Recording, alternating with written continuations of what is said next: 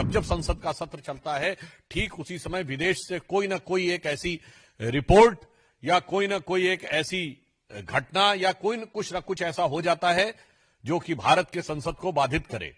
25 नवंबर से हमारा सत्र शुरू होना था और 20 नवंबर को यूएस में एक रिपोर्ट आती है। यह सिर्फ महज संयोग है या एक व्यवस्थित भारत विरोधी प्रयोग है।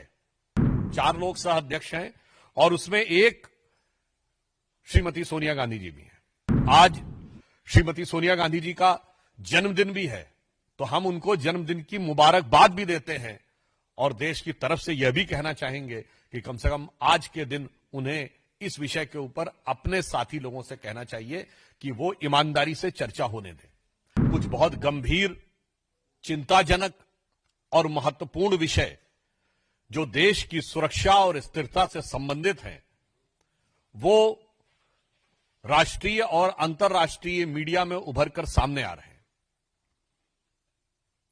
मैंने पहले भी आपको इस विषय के ऊपर ध्यान आकृष्ट किया था कि जब जब संसद का सत्र चलता है, ठीक उसी समय विदेश से कोई ना कोई एक ऐसी रिपोर्ट या कोई ना कोई एक ऐसी घटना या कुछ ना कुछ ऐसा हो जाता है जो कि भारत के संसद को बाधित करे।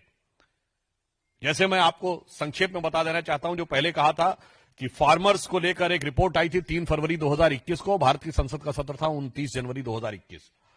पेगासस रिपोर्ट आई 18 जुलाई 2021 को, मानसून सत्र था 19 जुलाई 2021 को। हिंडनबर्ग रिपोर्ट आती है 24 जनवरी 2023 को, भारत की संसद का बजट सत्र है 30 जनवरी 2023 को। बीबीसी की डॉक्यूमेंट्री आती है 17 जनवरी 2023 को और संसद का सत्र है 30 जनवरी 2023 से। मणिपुर का वीडियो रिलीज होता है 19 जुलाई 2023 को, जबकि भारत का मानसून सत्र शुरू होता है 20 जुलाई 2023 को। और 10 मई 2024 को वैक्सीन को लेकर एक रिपोर्ट आती है, जब भारत का चुनाव प्रचार अपने चरम के ऊपर था। फिर सेबी के चीफ के अगेंस्ट रिपोर्ट आती है अगस्त 2024 में, जब भारत की संसद का सत्र चल रहा था। और अभी आपने देखा कि 25 नवंबर से हमारा सत्र शुरू होना था और 20 नवंबर को यूएस में एक रिपोर्ट आती है। अब मैं देश के करोड़ों जनमानस से पूछना चाहता हूं, यह सिर्फ महज संयोग है या एक व्यवस्थित भारत विरोधी प्रयोग है? मैं पुनः कह रहा हूं, यह महज संयोग है या व्यवस्थित भारत विरोधी प्रयोग है। और अब उस भारत विरोधी प्रयोग की कड़ियां भी क्रमशः जुड़ती जा रही हैं। ऑर्गेनाइज क्राइम करप्शन रिपोर्ट के विषय में आप लोग पहले भी देख चुके थे। एक और गंभीर विषय प्रकाश में आया है। एक संस्था है जिसका नाम है forum for democratic leaders in Asia Pacific, और इसके बारे में कहा जा रहा है कि this is a non profit organisation established in 1994 with the mission to promote democracy in Asia Pacific region. अब इसमें 4 लोग सह अध्यक्ष हैं, 4 लोग सह अध्यक्ष हैं और उसमें एक श्रीमती सोनिया गांधी जी भी हैं।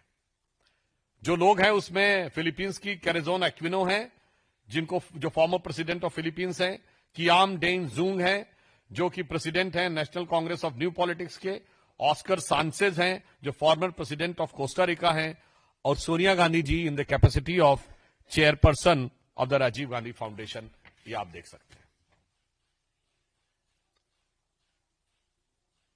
गंभीर बात है। एक तो हम ये बात कहना चाहते हैं, आज सदन की कार्रवाई प्रारंभ हुई।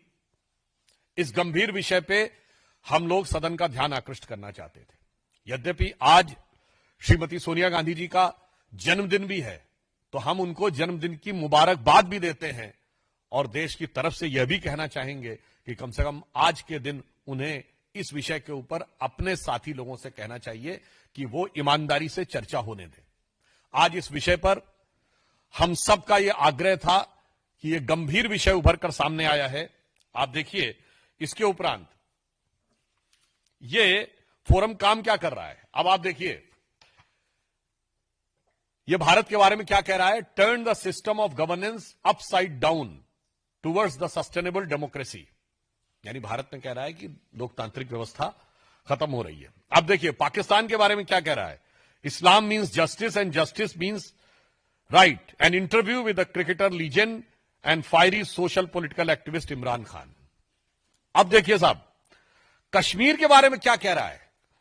Prospects for peace, justice and independence in Kashmir. और इंटरव्यू किसका है? Interview with lieutenant general retired Nishant Ahmad, director institute of regional studies, Islamabad, Pakistan. Bharat में डेमोक्रेसी खत्म हो रही है और कश्मीर में जस्टिस होना चाहिए, उसके लिए पाकिस्तान के थिंक टैंक का इंटरव्यू है। अब आप इसका रहस्य समझिए।